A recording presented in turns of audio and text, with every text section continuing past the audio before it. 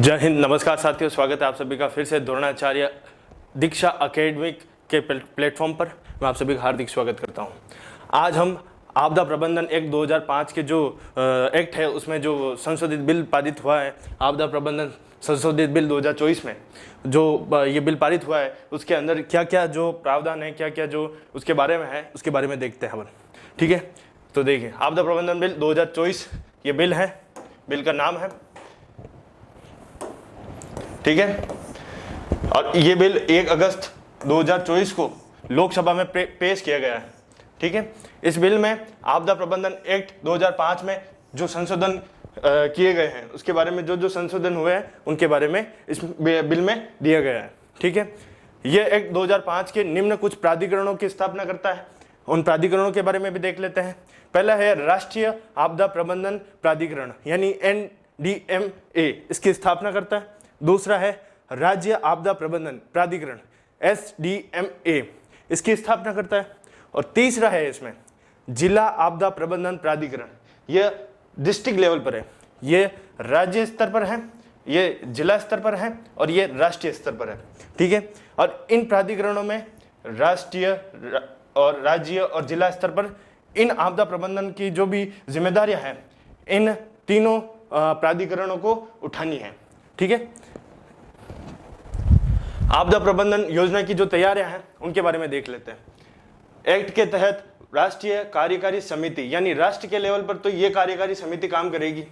दूसरा है राज्य के स्तर पर ये राज्य कार्यकारी समिति का गठन किया गया है। ठीक है, इसमें NDMA और SDMA इनमें कार्यों में सहायता करेगी। ये जो दोनों भी राष्ट्रीय और राज्य की जो भी गठन की गई जो समितियां हैं वो दोनों इसमें अपना कार्य करेगी। इन समितियों को का एक प्रमुख क्रम से कार्य दिए गए हैं। कौन कौन से कार्य हैं? पहला है राष्ट्रीय और राज्य आपदा प्रबंधन की योजना की तैयारी करना। जो भी राष्ट्रीय आपदा जैसी घटनाएं होती है या हो सकती है उन पर उनकी तैयारी होनी चाहिए और उन पर प्रमुख योजनाएं तैयार करनी चाहिए, उसके बारे में इनका कार्य है। ठीक है, आगे देखते हैं। और NDMA और SDMA का प्रबंधन योजनाओं को मंजूरी देती है। मतलब ये जो दो प्राधिकरण हैं उनको ये बिल यानी ये एक्ट जो संशोधन हुआ है उसमें ये इन दोनों को ये योजनाओं को लागू करने की और मंजूरी देता है कि भाई इस एक्ट को लागू करो और आप ऐसी योजना बनाओ ताकि आपदा जैसी प्रबंधन जैसी घटनाएं ना हो, और उन्हें अगर हो भी जाए तो उन्हें कैसे बचाव किया जा सकता है उसके लिए कुछ योजनाएं बनाएं। ठीक है, आगे देखते हैं। उन योजनाओं के क्रियान्वयन कार्यान्वयन को समन्वित करना, मतलब उन पर उनको लागू करना, जैसे भी जो भी योजना बना रहे हैं उनको लागू करना। इसके बजाय बिल में प्रावधान है कि NDMA और SDMA आपदा प्रबंधन योजनाओं को तैयार करेगा। किस प्रकार की योजना होनी चाहिए, चाहे वो भूकंप हो, चाहे सुनामी हो, चाहे और भी ऐसी प्राकृतिक आपदाएं हैं, चाहे बादल का फटना हो, चाहे कैसी भी जो भी प्राकृतिक आपदा हो रही है उससे कैसे निपटा जा सकता है, उसे कैसे बचाया जा सकता है, इसके बारे में आप ये दोनों जो गठन हुई है समितियां ये दोनों ध्यान रखेगी और इनकी योजना तैयार करेगी। ठीक है, आगे चलते हैं। NDMA और SDMA के क्या क्या वर्क है यानी क्या क्या कार्य है इनको क्या करना है, तो इनके लिए भी कुछ इन बिल में लिखा गया है।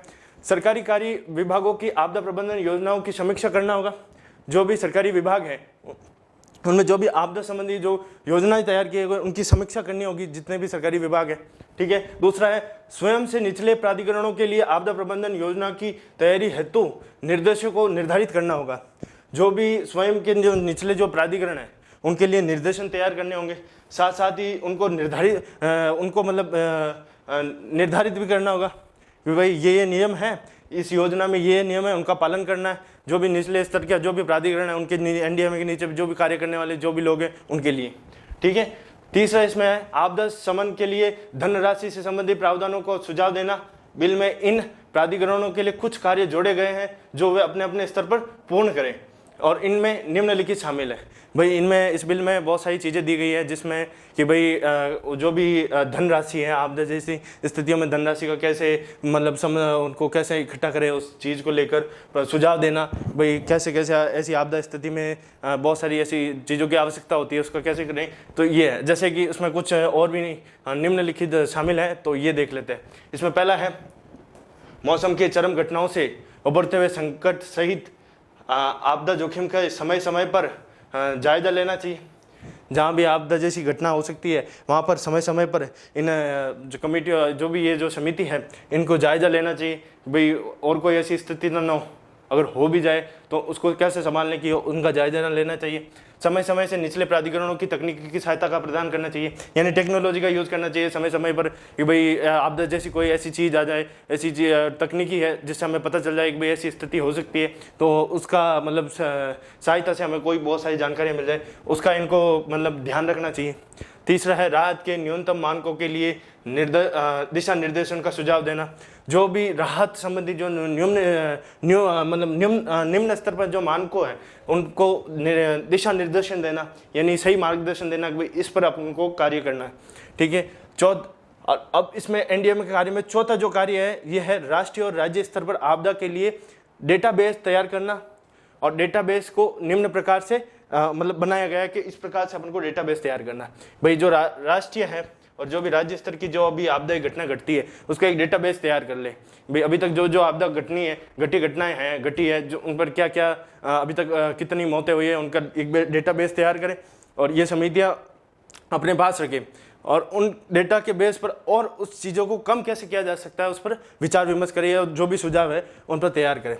अब ये डेटाबेस किस प्रकार का हो सकता है, निम्न प्रकार की जानकारी होनी चाहिए, जैसे आपदा जोखिम के प्रकार क्या है, उनकी गंभीरता कितनी है, उनके बारे में जानकारी देना। ठीक है। धनराशि का आवंटन और वह किस प्रकार से होगा उसके बारे में डेटाबेस होना चाहिए इनके पास। और आपदाओं की तैयारी और समान योजनाएं एनडीएमए के कार्यों में निम्नलिखित शामिल है। इसमें भी एक जो तैयारी है और जो समन योजना है उसमें भी 2 कार्य और दिए गए हैं। आपदा के संबंध में राज्यों की तैयारियों का आंकलन करना, भाई जो राज्य है अपनी जो तैयारी कर रहे हैं इस आपदा क्षेत्र में उनकी तैयारी का आंकलन करना। ठीक है। आपदा के संबंध में आपदा के बाद उस संबंधित तैयारी जो भी तैयारी की गई है उनके प्रति प्रतिक्रियाओं और ऑडिट करना, मतलब जो भी प्रतिक्रिया हुई है इन तैयारियों से संबंधित उन पर ऑडिट करना। ठीक है। ये है इसके प्रमुख एनडीएमए और एसडीएमए के प्रमुख कार्य। अब इसके आगे बात करते हैं अपन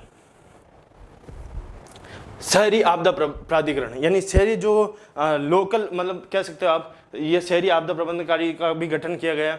उसमें ये बिल राज्य सरकार को अधिकार देता है कि वह राजधानी और नगर निगम वाले शहरों के लिए एक अलग से शहरी आपदा प्राधिकरण का गठन कर सकता है, गठन करे, ताकि जो भी जैसे नगर निगम हो, जो चाहे भी कोई बड़ी राजधानी हो, वहाँ पर अगर ऐसी स्थिति है तो वहाँ पर एक अलग से शहरी आपदा प्रबंधन का गठन करना चाहिए।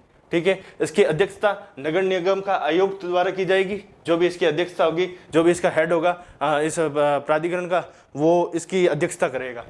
ठीक है। जिला स्तर पर कलेक्टर द्वारा की जाएगी। ये सबसे इंपॉर्टेंट बात है कि भाई जिला स्तर पर जो भी होगा वो उसके उपाध्यक्ष के आधार पर की जाएगी। और अन्य जो सदस्य होंगे वो राज्य सरकार द्वारा ये निर्दिष्ट किया जाएगा, मतलब राज्य सरकार द्वारा निर्दिष्ट किया जाएगा। और यह शहरी प्राधिकरण अपने अपने तहत आने वाले क्षेत्र के लिए आपदा प्रबंधन योजनाएं तैयार करेंगे और साथ में ये योजना तैयार करेंगे। ठीक है। और साथ में इसको लागू करेंगे। चलिए, राज्य आपदा प्रतिक्रिया बल का गठन। अब राज्य आपदा प्रतिक्रिया का गठन क्यों किया गया है तो इसको देख रहे थे। एक्ट आपदा की स्थिति में विशेष प्रकृति के लिए राष्ट्रीय आपदा प्रतिक्रिया बल का गठन का प्रावधान करता है, क्योंकि बिल राज्य सरकार को राज्य आपदा प्रतिक्रिया यानी SDRF गठन करने का अधिकार देता है, यानी एक और कमेटी का गठन करने के लिए अधिकार देता है। कौन सी? SDRF का। ठीक है। और राज्य सरकार SDRF के कार्यों को परिभाषित करेगी और इसके सदस्यों की सेवाओं को शर्तों के लिए निर्धारित करेगी। जो भी इसकी सेवा में अपना कार्य करेगा उसके लिए शर्तें और निर्धारित करेगी। ये है SDRF। इसके बारे में भी आप लोगों को थोड़ा पता होना चाहिए, ताकि आप लोगों को एग्जाम से रिलेटेड भी काफ़ी क्वेश्चन बन सकते हैं इसमें। और ये सबसे ज़्यादा मेंस में भी इम्पोर्टेंट होता है। कई एग्जामों, बड़े एग्जामों में मेंस के लिए इम्पोर्टेंट ये एक बन सकता है, चाहे बड़े जो भी एग्जाम्स होते हैं उनमें। ठीक है।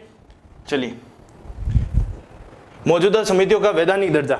जो भी ये जो मौजूदा समितियां हैं अभी वर्तमान में, उनको एक वैधानिक दर्जा मिल चुका है इस मौजूदा बिल में। मौजूदा निकायों को राष्ट्रीय संकट प्रबंध समिति के द्वारा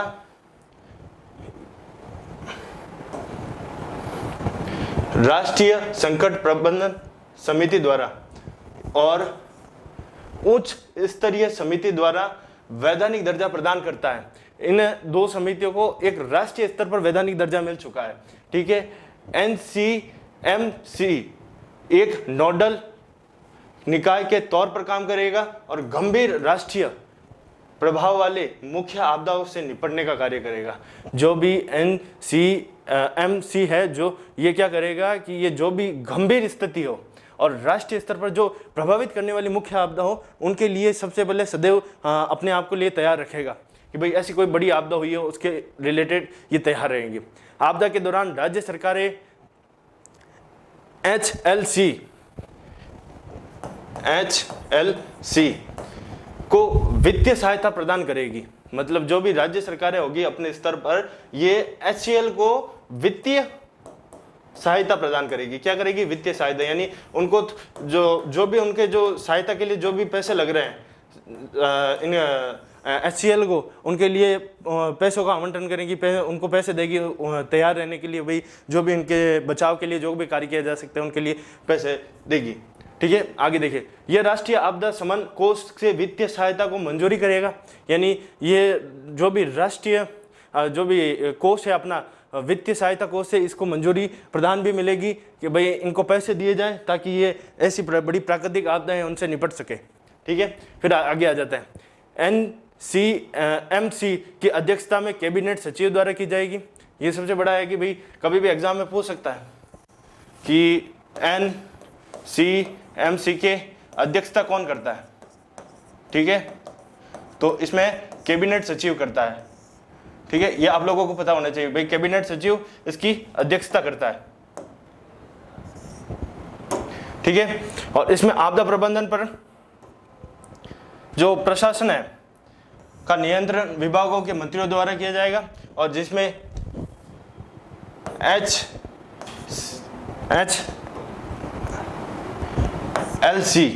HLC द्वारा इसकी अध्यक्षता की जाएगी। क्या की जाएगी? इसके द्वारा अध्यक्षता की जाएगी। अब आगे देखते हैं और क्या है।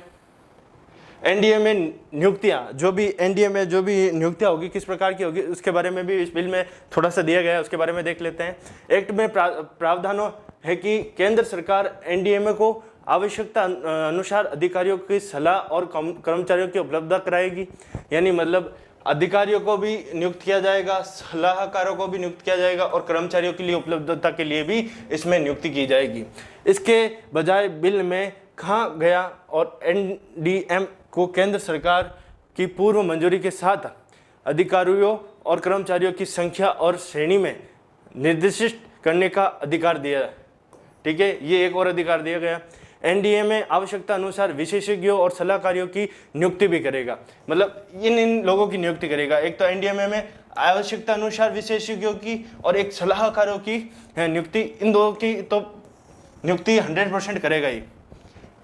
इन मतलब एनडीएमए और केंद्र लेवल पर केंद्र सरकार इनमें नियुक्तियां करेगी। तो ये थी आपदा प्रबंधन बिल से जुड़ी हुई सारी जानकारियां, और भी आप लोगों के लिए सारी और भी जो भी जानकारी होगी आपको हमारे इस प्लेटफॉर्म के माध्यम से मिल जाएगी। तो जुड़े रहिए हमारे इसी प्लेटफॉर्म के साथ, द्रोणाचार्य दीक्षा के एकेडमिक प्लेटफॉर्म से। धन्यवाद। जय हिंद, जय भारत।